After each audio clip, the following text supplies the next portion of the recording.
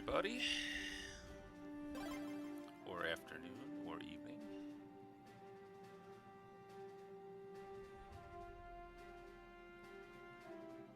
Here comes the raid. Hello, Dazzlecat. Hello, Moonflower. Thank you for the comment on the Dino tracks. Songbird, good morning. It's a lemon raid.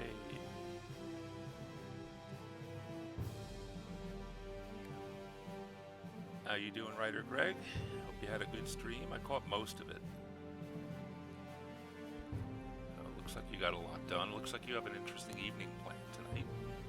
Family time is always good time. Let your son play Minecraft. There's a lot of people making a lot of money streaming Minecraft.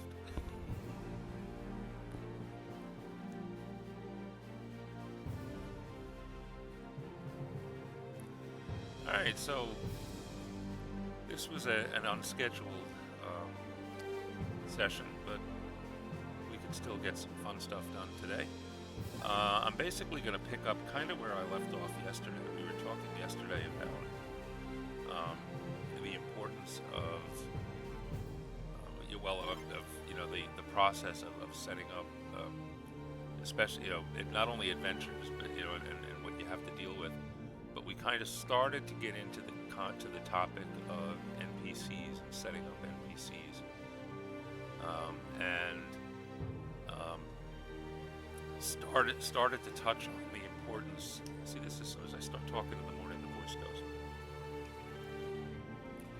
Started to talk about the importance of not getting too bogged down in details that are never going to see the light of day.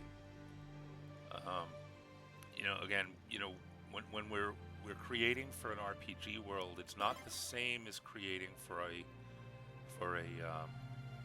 novel, in that we don't always get the opportunity to decide just how long-lasting a person or a character is, or how important they're going to be. I mean, we set it up, but it's the players that ultimately decide how important somebody ends up.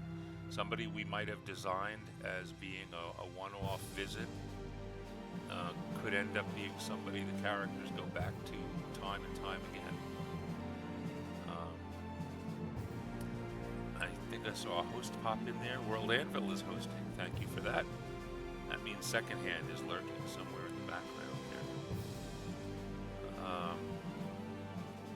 here. So anyway, what I wanted to do real quick, in fact, was just to provide a quick example of what we were talking about. And I started to talk again about this yesterday, about how you don't need to define every single statistic for NPCs, because they don't matter. And what I'm going to bring up is right now I'm using Roll20 as a virtual tabletop, and what we're looking at now is one of my playtest groups, and I just want to give you a quick example of what I'm talking about, and then we can go into it in a little detail. Here is one of the characters. Alright, so this is a player character, and this is a Pathfinder 2nd Edition character sheet for a character, and these will be familiar whether you're playing D&D or any other system. The concepts are all familiar. There's a million statistics on this sheet. Right, there's one tab. Here's all their personal details and who their friends and enemies are. They're just getting started, so they haven't filled, there's not a lot of this yet, but over time that'll grow. Here's all the game-specific feats and abilities they have. Here's every item they own in the world. Here's their spell books. There's a lot that makes up a player character. Here's the innkeeper of the Bugbear Head Inn. That's his whole sheet. Alright, you'll see, just looking at it real quick, here's the attributes. The scores aren't there. The only thing that's there are the bonuses that come out of the scores. The whole list of 20 plus skills is not there. The only skills that are here are the ones that might possibly matter. All right, or more importantly, the ones that, you know, even if one of the other ones were to come up, if it's not on this list, I know they're not trained. I can very, very quickly figure out what their bonuses would need to be based on the other information that's here. But the odds are I'll never need to. Alright, perception initiative is here so that if I have to get into encounters with them, I can put them on a turn tracker. Here's their armor class, with and without armor. Hit points, saving throw numbers, and some basic information if they do ever actually get into a fight. And that's all I need. And that's it. Now I do have a little profile information on this guy. And that, again, that's it. Who is he? Where is he? Where's he from? I have a few extra notes here just for myself. And you'll see that, I think I mentioned this yesterday, he's often away from the inn on business. All right, the rest of the folk, you know, around the inn take care of things when he's around, when he's gone. Basically, this is just my reminder to myself that even though this guy has fighting stats, he's generally not there to stand next to the party and fight. He could be if he needed to be. I started to mention yesterday too about you know, the first encounter my players went through, and how at the end of that fight, one of these 3rd or 4th level fighter characters, you know, the NPCs came running up at the end, still strapping on his armor, but the fight was over. If that fight had started to go really, really, really badly, especially since it was the first combat of the first adventure for first level characters for them playing the game for the first time, I wasn't going to let them get party wiped, obviously, on day 1 session, scene 1. So I did have him kind of standing in the background, and if he needed to show up in time to save the day, he could have. But my intention was to let, of course, to let the party, you know, deal with the dilemma themselves, and as long as they were dealing with it well, they were fine. And that actually mentioned, you know, that's another use you can have for some NPCs, at least sometimes. You can use them as bailouts. You don't want to do that often for 2 reasons. One, it starts to get, you know, predictable. Oh, we don't really care. You know, it doesn't really matter what's going to happen here. Somebody's going to come and save us anyway. You never want a party thinking that way. But like I said, this was a special circumstance because it was literally the first combat, you know, in a new system for a new group of players in a new game with, you know, level 1 characters who have never swung a sword before. So you know, having a quick bailout for something like that is not too unreasonable. The main thing I want to focus on, though, again, is the difference in detail. All right, when you're building an NPC, and the more fleeting the NPC is, the more important this is. All right, don't waste your time creating an entire character background or profile for somebody that's going to appear, talk to characters, and never be seen or heard from again. You know, or even fight with the characters. All right, if you're creating a bandit that's going to stop them on the road, you do not need to know why he turned to bandit unless it's part of your bigger story. You don't care why he turned to banditry and what happened to him as a child, and, you know, the 47 other you know, highway stops he's made before he ran across the party. None of that is important to the players. None of it is important to the game.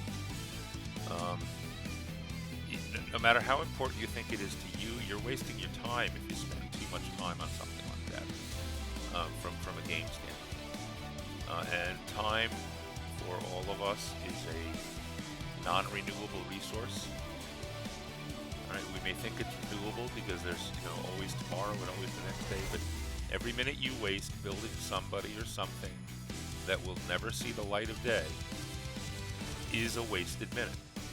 Right? And I don't know about everybody else out there, but between real life and 4,000 other aspects of building a world and building a gaming system, I don't have time to waste on details that don't matter. Right? And it's harsh sometimes. You want to start getting into some of these characters and really understanding them and learning them. What's their motivation and all of this. But you need to develop the ability to stop yourself from going too deep on window dressing. Because that's what these guys are. They're decorations. They're props. Right? They're props on a stage. So that was the main thing I wanted to cover. So we're done. Let's go. No, just kidding. The same thing applies, by the way. It's not just for NPCs. It applies to settings, backgrounds, locations. You need to, again, you want to put in enough detail to make things interesting and fun and immersive, but you don't want to get carried away.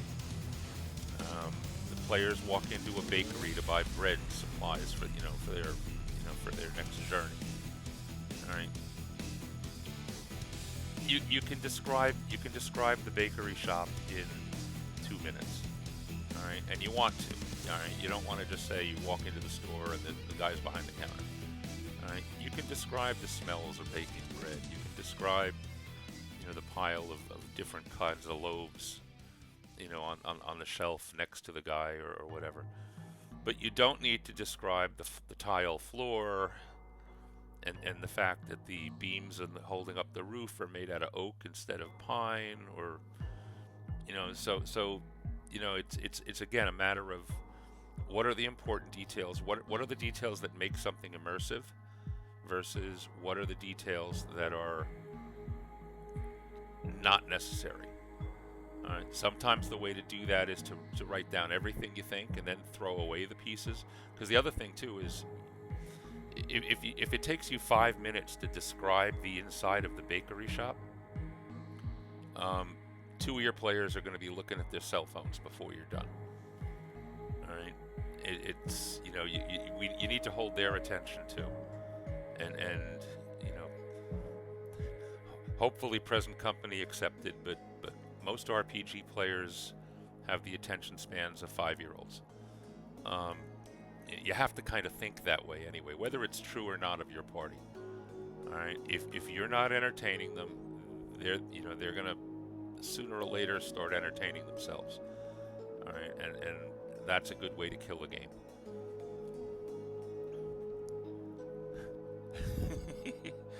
All right, Songbird, that's enough of that. But that's exactly it. If you start droning on about details that because the players pick up on it immediately, they know what's important, or they think they know what's important. If you waste time on unimportant stuff, they're going to stop listening to you, and that cascades into a bigger problem, because if they stop listening to your descriptions because they're excessive and boring, then they're not going to hear the important bits when you finally utter them. All right? If you carry on a 20-minute conversation, tavern conversation about the weather, all right, they're not going to notice that important game hint that you slipped in at minute 7, because all the rest of it drowns it out. All right?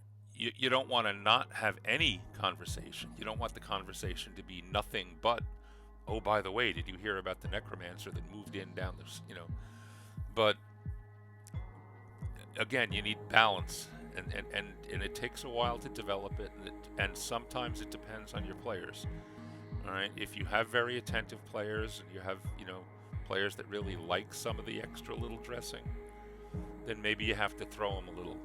You have to know your players. You have to read your audience.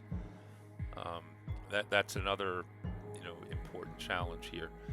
At least that's one advantage, one place where role play games and game masters have an advantage over novelists. I can read my players instantaneously, all right, because they're right there in front of me as I'm presenting the material. All right, it's not like I have to, put it out there and wait for people to read it and hope they respond and give me their opinions and critiques. All right, whether they're at a table or even on a virtual table.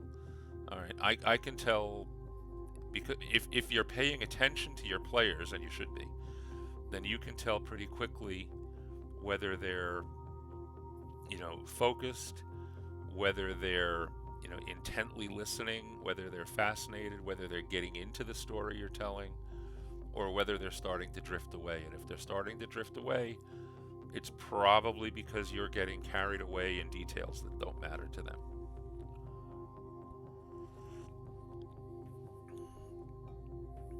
Let's see, Moonflower, I just described players as creative lucky toddlers yesterday. Yeah. And not all of them. I mean, I'm not trying to paint any group with a wide brush here, but it's especially true again in today's world where we're doing a lot of virtual gaming, and are sometimes filling a table with somebody that you picked up in a looking for group search, that you don't know, that you're not really familiar with, and that doesn't know you. Those are very challenging, because you have it takes a while to learn to read them, and sometimes they are you're gonna get the players that don't care about all this interactive crap. I want to kill something, all right, and then you're gonna get other players that really get into the interactive stuff, and the in between downtime, role playing and adventure, and the stuff between the sword fights. If you have a party that's part one and part the other, you're probably in trouble. But either that, or you've got you've got a challenging balancing act in front of you, and that goes back into adventure design. What do your characters want? And that goes back to that whole session 0 thing we talked about yesterday. Do your characters want more? Do they want to just swing swords? Do they want to, do investigative stuff? Do they want to, solve puzzles? Most parties want a mix of those, but even within the mix, they're going to have favorites, and they're going to have things they don't like to do. All right, and hopefully they'll tell you, and at worst you'll figure it out, again by their attitudes in different game sessions.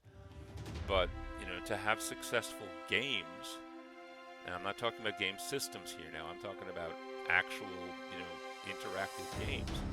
To have successful games, everybody has to be having fun.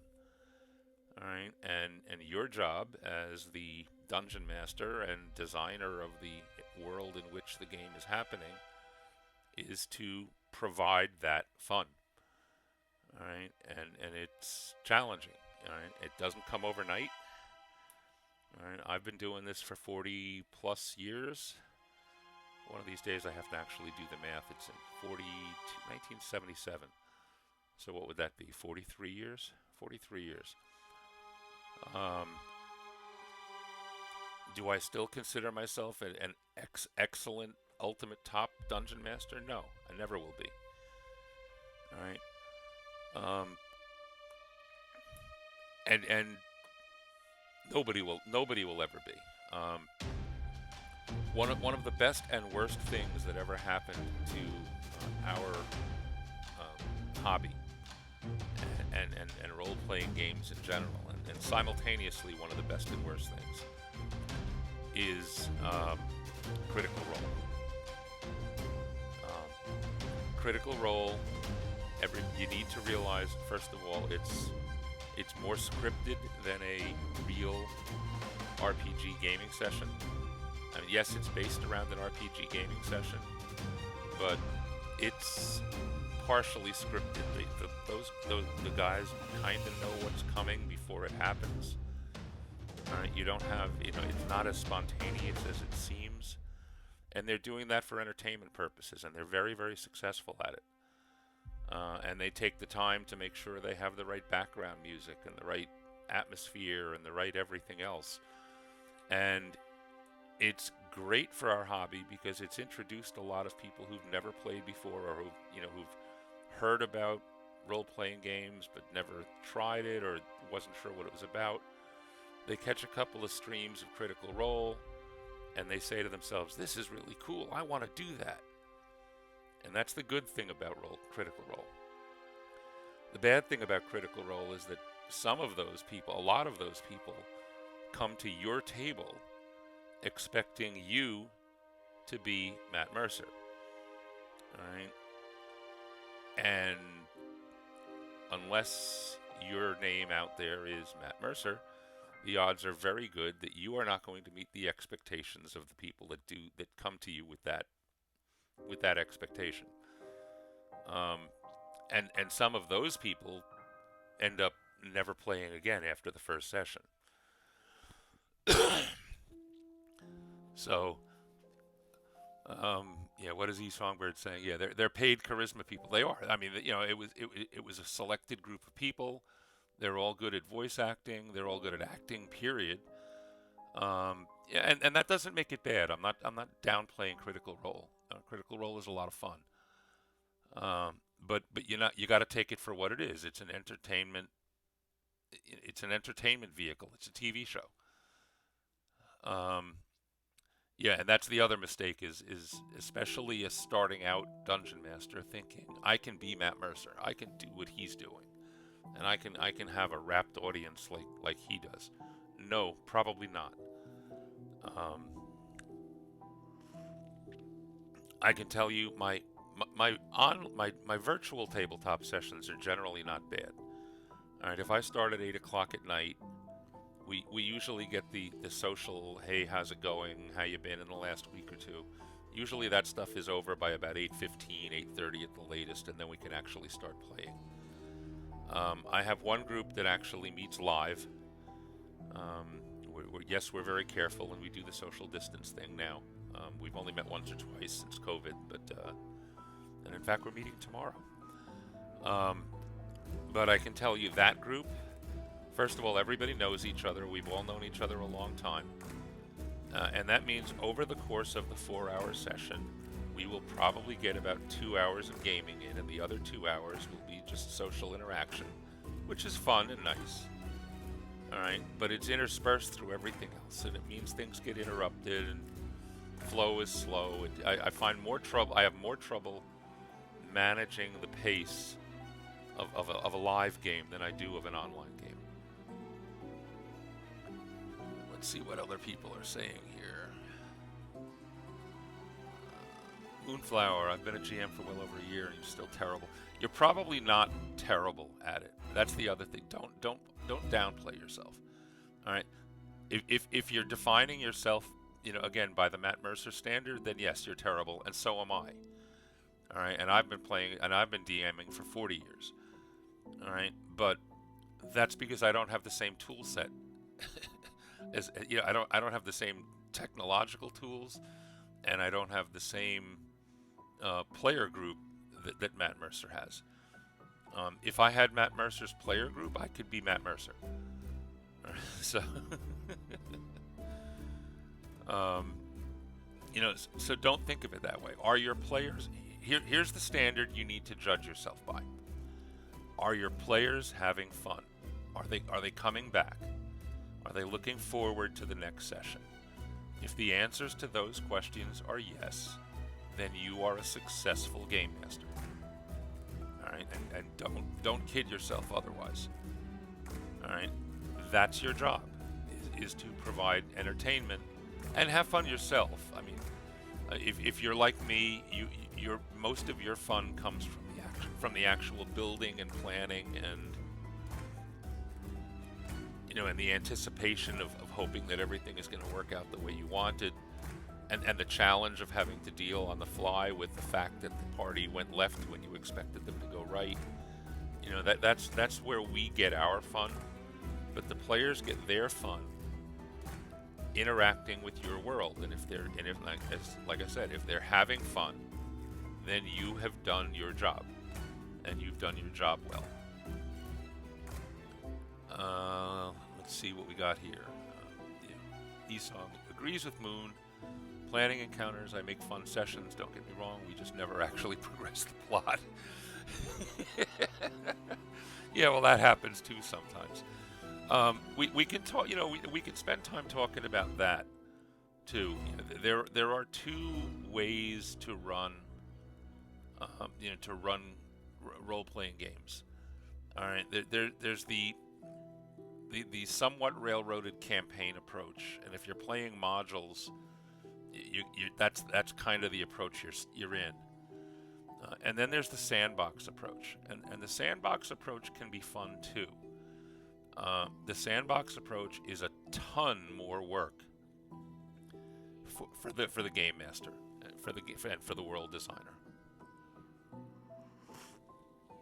The sandbox approach is basically, here's my world, have fun. All right. The players decide where they want to go. The players decide what they want to do. I mean, obviously, you're creating adventures for them to take part in. But if they're not concerned about following what you think is the main plot, you give them an adventure, and somewhere in that adventure there's an item or a secret they pick up or something that's supposed to lead them on to the next adventure. If they don't pick it up, or if they decide, yeah, we don't care, or they decide, we're just not going to deal with this, then your next, you're going to spend the next week or 2 or 3 or whatever it is between sessions quickly scrambling to create another adventure that you really hadn't anticipated. All right, so like I said, sandbox is tough, but it can be fun for the players because they're more in control. Campaign module setting, obviously, if your intent is to, and I'll use a classic D&D 5e. If you're playing Rise of Tiamat, all right, and you're playing session 1, you need the players to complete certain objectives, and you need the players to pick up certain items, because if they don't, they're not going to make it to session 2 or 3, and they're certainly not going to make it to the end. If you're playing in your own homebrew world, at least, you have the freedom of letting the players sandbox a little bit. All right. Now, if you do have an overarching campaign, the challenge there is, okay, if, again, I was expecting the players to turn right, and instead they turned left. Now I have to give them something to do now that they've turned left. But as I'm building that new thing, I also need to try to figure out how to get them to turn back around and go back the way I wanted them to. All right, so yeah, sometimes you end up you'll get your campaign advanced, but it might be the long way around. All right, instead of the short way around that you had originally hoped for and planned for. Again, if it calls on us to be creative. It calls on us to think on our feet. It calls on us to be responsive, and sometimes it calls on us to build sections of our world that we hadn't really built yet. All right, so that they have an environment to play in. All right, but if that's where we're getting our fun, if you think positively, the sandbox kind of environment can be more fun for you because it forces you to be more creative. It forces you to create little aspects of the world that you weren't planning on hitting.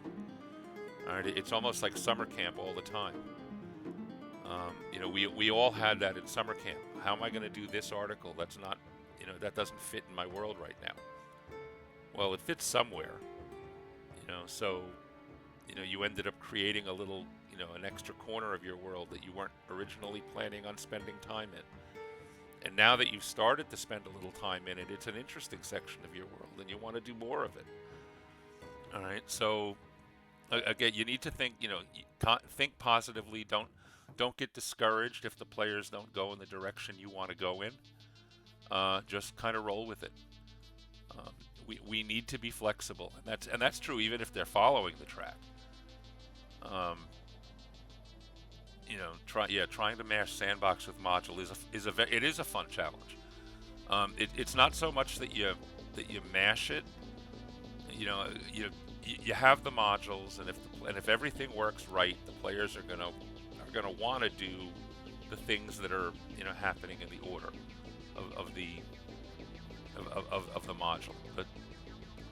But more often than not, things don't go perfectly, and it's not that the players made a mistake. It's not that it's that somebody thought of something, or did something. And sometimes it's an accident. All right, Esong, you were talking last night. You had your key, villain kind of characters set up, and you probably needed them around a little longer, in order to develop your plot into the next couple of adventures. And the players went and killed it. Well, now what? Somebody dies too soon, and all it takes is one die roll for that. You might design an encounter, for example, with a villain where the fight starts, but after the fight starts, the villain escapes to fight another day.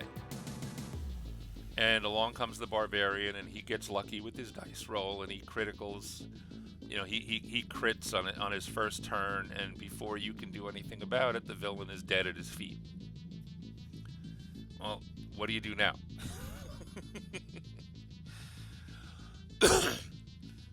What you do now is suddenly decide that guy was working for somebody else who's even more important, and that person ends up taking the place of the first one. All right, but the players don't know that. The characters don't know that. You know that. You didn't know it 5 minutes ago, but you know it now. There's a lot of that in game mastering. Let's see, Moonflower. I'm going backwards in the chat here a little bit. You're 100% sandbox with a set area. If you're 100% sandbox, then there really isn't a campaign, and again, that's okay. I've done that in the past. It can get really hairy, where you kind of come up with my suggestion there is actually come up with and don't get too detailed at the beginning. Come up with 3 or 4 potential campaigns. And leave breadcrumbs for all of them, and just initial breadcrumbs. And this isn't as hard as it sounds, but leave initial breadcrumbs for all of them in the paths of the players, and see which ones they pick up on. All right, and once they pick up on one, that's the one you focus on and let them follow a little further. All right, and sometimes you need to do that more often than not. And again, you're entering into a challenge for yourself, where your players could end up, traveling all around the world, whereas the original campaign never had them leaving the kingdom. It's a lot of work and a lot of, oh my God, I got to get this done. I got to get this ready for the next adventure.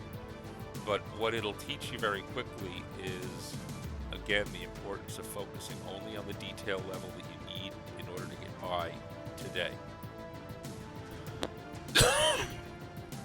If they're passing through a town, you don't need to define every shop in the town, because they're not stopping there today.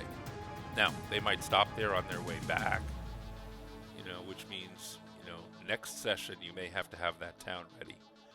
But, you don't need it today. And, so don't, if they're moving into a new kingdom, in today's adventure or the next adventure, you don't need to define every city, every farm, every every lord, every knight that lives in that kingdom. You just need the ones that are right in the path of the players.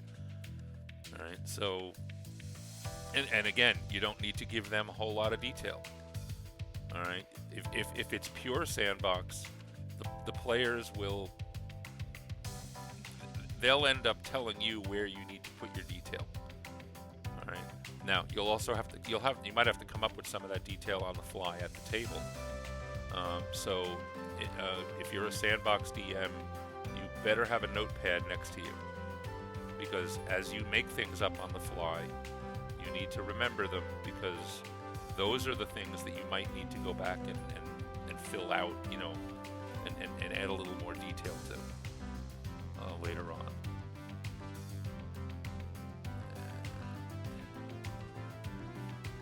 Let's see what else we got. Esong, you're in one of those pure sandbox campaigns. Are you? Because you're kind of working off the Salt Marsh module book, aren't you? So you're kind of in that 50-50. I mean, you want to let the players have some freedom, and you're kind of making up some side stuff, I guess, around the campaign, but you do have a campaign. Moonflower, yeah, there really isn't a campaign at this point. Let's explore. If we go to this area, we encounter it.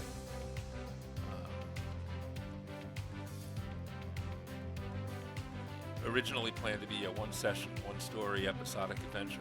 That's another way to do sandbox, but what you want to do there, so that you're not pulling your hair out by session 3,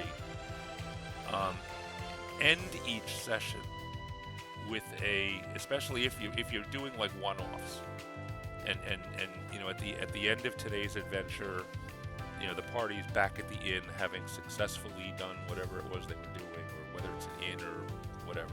But before the group breaks up, either virtually or in person, ask them, what do you want to do, or what kind of thing do you want to do next time? All right. Ask them, where do you think the party's going to go? Now that you've done this, what's next? All right. If you get nothing but a bunch of I don't knows around the table, then you're free to come up with whatever you want. If you get them talking about, and again, this is where you'll find out whether they picked up on hints that you laid. Well, wait a minute, didn't we? Remember that sign we saw when we were going through town? Maybe we ought to go back and look at that. All right, they'll tell you where you need to spend your next adventure focus. E-Songbird, Critical Role is a good example of how much detail to give people, to have people respond. It's also a good model for knowing and learning when to move your plot along, and how to let the players know that you're waiting. Yes. I can tell you, again, you'll over time you will develop tips and tricks on things like that. I have in time, especially, I have a few of my players are the type that will spend 20 minutes deciding whether or not to open a door, and arguing every possible pro and con behind what's going to happen if we open this door. When that gets too tedious, and you'll know when it's too tedious, that's when it's time to start putting timers on things. And I don't mean a clock on the table. I mean, in your head, if they don't, if in 5 elapsed minutes they haven't made a decision on whether or not to open that door, then whatever's on the other side is coming through that door. All right, and now they've got to deal with it. All right, and sometimes you don't give them much chance. The Iron Golem begins to move across the room toward you, and all of a sudden they start discussing. Your party starts debating. Well, we shouldn't hit it with this. We need to do that. Who's doing this? And they start getting into metagame stuff. And that doesn't stop the Iron Golem from walking across the room. All right, and sooner or later, while they're all standing there hemming and hawing and talking to each other, that Iron Golem is going to get across the room, and it's going to hit the first one of them. And then they're going to suddenly realize that they don't have the time, to debate every sword swing. All right, sometimes you need to do that. All right, you don't want to do it too often because I can tell you it annoys. The, the first time you do it, it'll annoy the players until you talk to them about it after the fact and explain why you did it, and then they'll usually get kind of sheepish and say, "Oh yeah, we do kind of do that, and I guess we shouldn't." But it's a tool. It's a tool in our toolbox. All right. We control the world. We control the universe, and that includes the clock. All right. So whereas you have to give players some time to think and think out loud more than you would in real life. You don't have to give them forever to decide whether to take the next step. Moonflower, you've never seen or heard Critical Role. You should catch at least an episode or two just to see, how I'm not going to even say just to see how it's supposed to be done, because that's not how it's supposed to be done.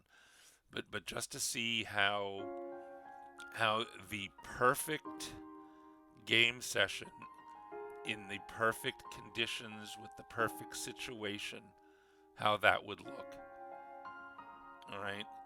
But if you do that, keep in the front of your mind that yours won't look that way. All right? And yours can't look that way because you're not in the same circumstances. I really honestly GM like the players are playing Minecraft. Well, because they kind of are. They kind. It's not too indifferent. Sandbox, the one thing that's pure sandbox, I'm a player in. And after a year, you're needing more connection between events. That's the problem with just nothing but one-offs. All right, if there is no connection, things start to get boring. You start running out of things to do. So that is the danger. But sandboxes are useful early on. Again, to get the feel for your players, to get the feel for how they fit in the world and what they want to do. Sooner or later, you are going to have to come up with with a longer story for them. And by the way, the solution to that, to not drive yourself crazy, is if you're going to transition from sandbox to what's really a campaign, do that in stages. Instead of deciding, okay, tomorrow they're going to start on the quest that'll take them from level 2 to level 20, at the end of which they will be the rulers of this empire or whatever it happens to be. Come up with an adventure arc that spans maybe 2 or 3 adventures tops. All right, that has a final objective at the end of that. At the end of that 2 or 3 adventure, and that might be 3 sessions, it might be 6 sessions, depending on how you do, how you play. But they have a goal. It's a short-term goal that may or may not ultimately fit into a longer-term campaign goal. But it'll give you practice in planning I need them to be here at the end of 3 adventures, which means I need to get them to there. What breadcrumbs do I leave along the way in the earlier adventures to make sure that they follow the track I want them to achieve that objective. All right, and that's when you're starting to make the transition from pure sandbox, from pure one-shots to a real campaign setting. All right, and then again, once they complete that one, do you build on it? Okay, well, now that they have this, maybe now they realize that there's something bigger going on, and now the next 2 or 3 adventures brings them the next piece of the way. Ultimately, if you're planning again, Rise of Tiamat, is a year and a half worth of adventuring, depending on how often you meet. But in order to get to the end, you have to have hit a whole bunch of milestones along the way. You don't need to plan the final encounter. All right. First, you need to. You might envision it, But you need to, again, find that first milestone, and that's the thing that you should be working on. We're currently planning a go to everyone's home area sprint of sessions, since they wanted some back. That's good. Again, we talked yesterday about the components that are in the plot templates in World Anvil. And one of the questions in there is, what do the characters need to learn? In your case, for a given adventure, all right, it's going to be focused on one character. And by the way, character development was one of the types of adventures you can do. You're going to have a bunch of adventures where, for this one, it's, Zog the Barbarian learns, who his parents really were, or whatever it happens to be. So you can do that. Those are actually, so your players have given you something to work on. All right, that's good. That's gold. All right, you're going to take them one at a time. Possibly two at a time if they happen to have similar homes, but but one at a time. You can focus on objectives. They want backstory development. All right, what do they want to know? And and ask them individually. What is it in your backstory that that you want to fill out? And you don't necessarily want them to tell you, I want to find out that my father was really the king of the next country over and he's living in exile. But you want to, because then he knows how it's going to end up. You never want that. But you can take their input and use it to decide what they're going to actually end up finding out and learning, and then you figure out how they find out and learn it, and there's your adventure. And then, okay, this one's now resolved. Now let's move on to the next one. All right, so that's, like I said, that's you've got input that's potential gold there. It sounds like, how far behind am I on the chat here? I'm losing track. That sounds like how I was playing online originally. I've had a bad GM player at one point where we died either way, and it kind of scares you. Yeah. Unfortunately, there are game masters who think that their purpose in the game is to compete with the players, all right, and combat with the players. And if I get a total party kill, I win. No, you don't win, because they're done, because they don't come back. Unless it was something they did that was really, really stupid. So this specific campaign has the one-off submissions for an organization. The longer story is just in the works. Okay.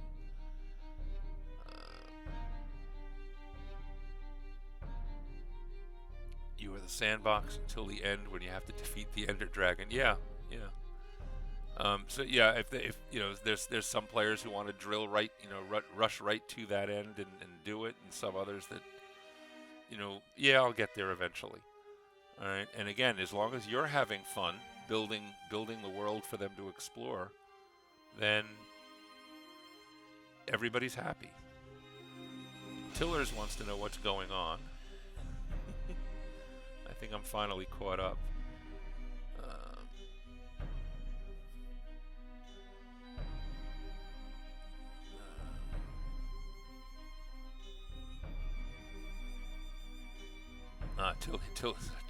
Tiller's first stream wasn't recorded. Oh well.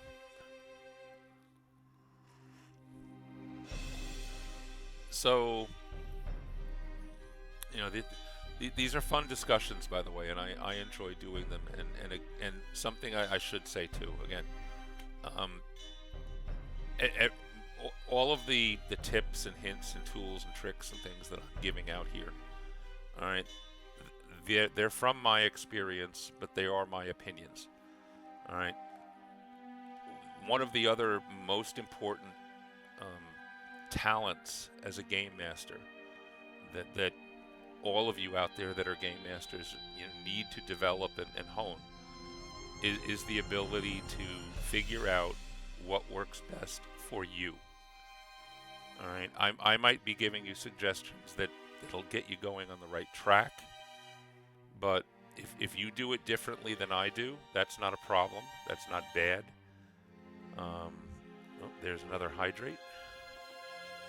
I have water as well as coffee. All right, it's not a bad thing to do that. Yeah, no coughing. Stay hydrated. I was saying, I was talking to my wife before my stream. I was fine.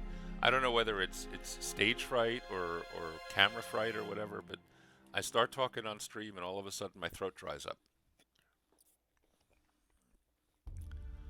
What I need to do, my son has actually got these throat lozenges that keep the throat lubricated. I'm going to have to find out where he gets them and get a load of those.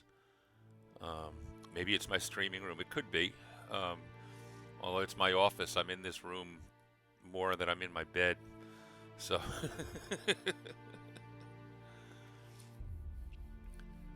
but that's possible. So what have we covered? I guess yesterday and today, the important lessons are, to try not to get bogged down in the wrong details. All right. Again, our time is limited because we have, that this is another thing. Writers, yeah, they might have deadlines imposed by their editors. All right. We have deadlines imposed by our game sessions, and the odds are they're much more frequent and much more short term than the goals that editors set. All right, I've got to come up with. I have to have something entertaining every 2 weeks for each of the groups that I'm dealing with. Now, one thing that's saving me right now is 3 of my groups are actually all playing in Cartyrion, in my world, and they're all 3 playing the same adventure sets. But even that means, the first group goes through something. This is what playtesting is all about. The first group goes through a particular encounter, and whether they get through it or not, I could see where there were, mistakes in the design, and especially since my ultimate goal is to have these encounters written out so that somebody else can run them.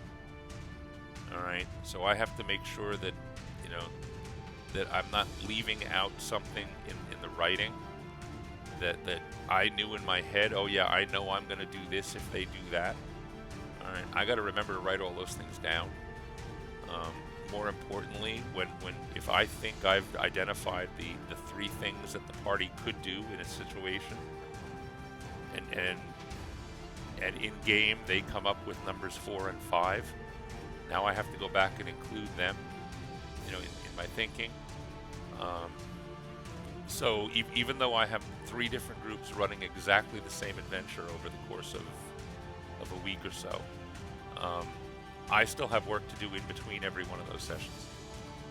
All right, but again, that's where I'm deriving my fun through all this. And again, don't get me wrong, I have fun during the sessions as well, interacting with the players and interacting with the characters. But my real fun comes from preparing the sessions.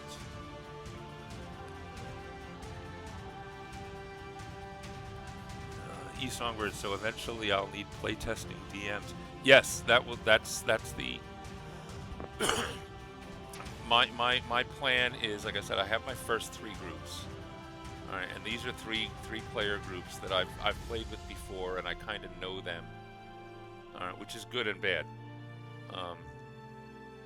I'm running everything through them. I'll go through a full edit rewrite after they're done with something. I'm about to actually start looking for, once I get that ready, the next step is actually going to be to get another 1 or 2 playtest groups, and I'm going to probably look for those among the World Anvil community, and I've actually had 1 or 2 people already ask, when can I play in your world, Bob?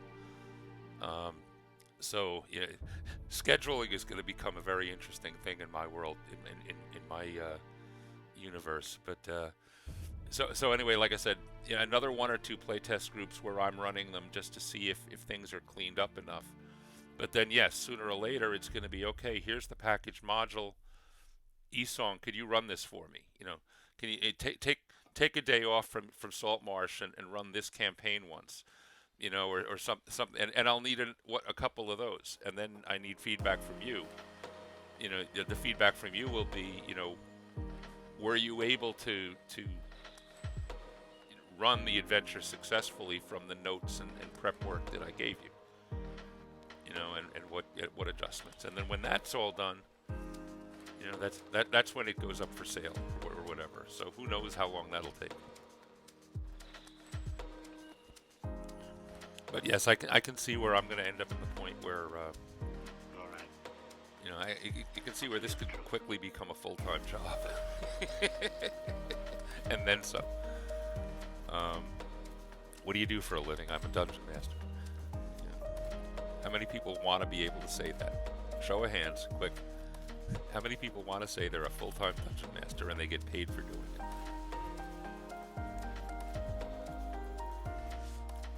Nobody? Here's one. I'm sure there's more. And there's two.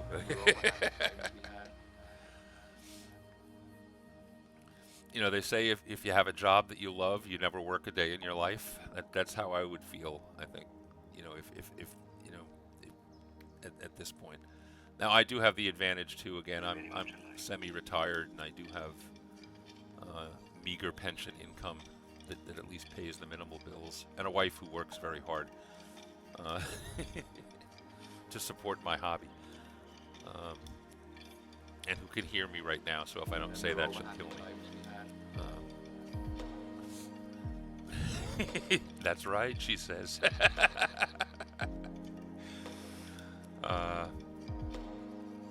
Danny is up, not rushing you, just informing. Yeah, I got a couple minutes to go, I guess, before I turn over. I know both Danny and Laura were on the schedule for 4 minutes from now. So we will definitely be rating one or the other of those. Again, I like to leave when I have a choice. I like to leave it up to the chat and see if there is a preference. Do you want little rate? Do you want to spend an hour or two with racing kittens after yarn balls, or do we want to see what Laura's up to? Laura hasn't been streaming an awful lot lately, but and again, if she's not up yet, then we don't have a choice. But I'll go to either direction. Any preferences out there? Kittens with yarn balls is always the correct answer for every question in life.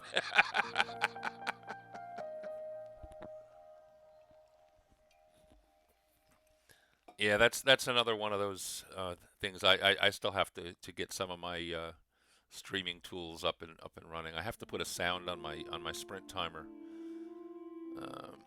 Moonflower, you've never been on either of their streams, so it's up to me. Okay. Well, right now Danny wins because she's up. Let me see if Laura's up. I've learned not to try. Laura is up as well. Okay. So we really do have a choice.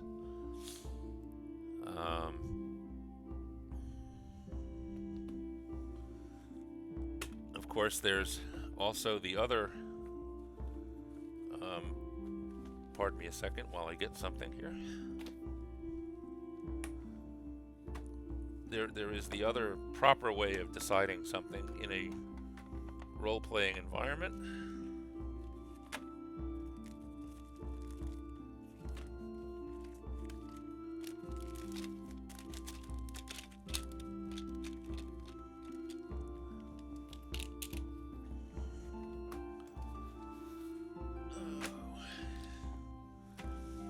Maybe this is the appropriate way.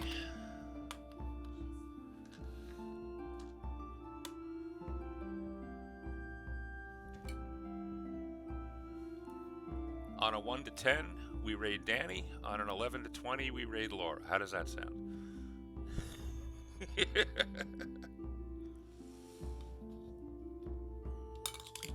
We'll shake it up.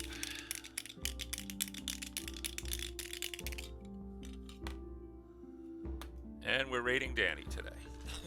The result was a 3.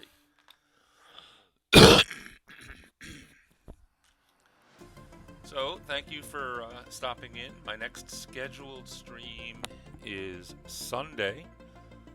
Sunday we'll be back to talking about maps and integrating maps into your world.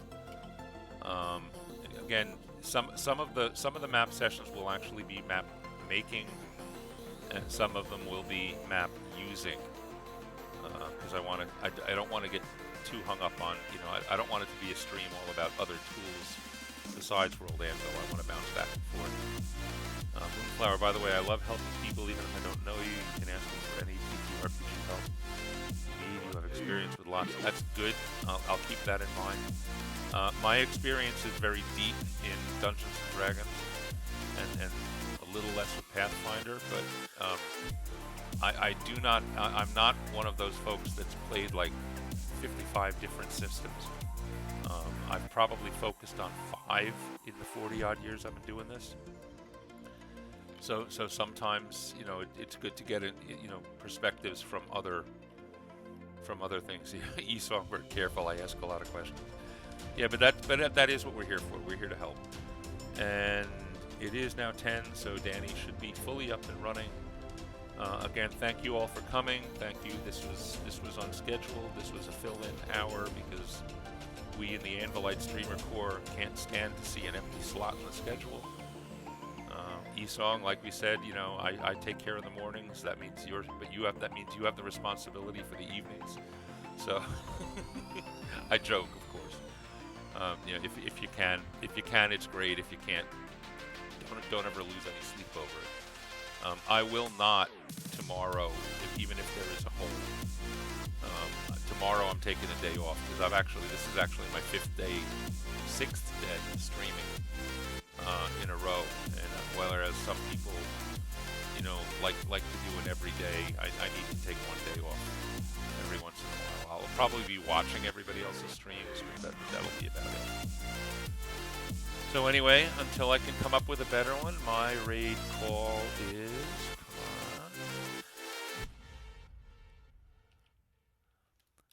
Trample. Feel free to use as many middle letters as you like.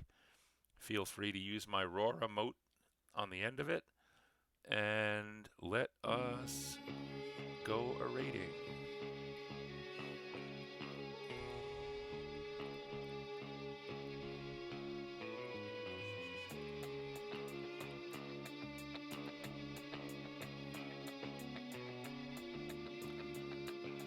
We will be raiding in 5, 4, 3, 2, 1. Thank you all for coming. Have a good time.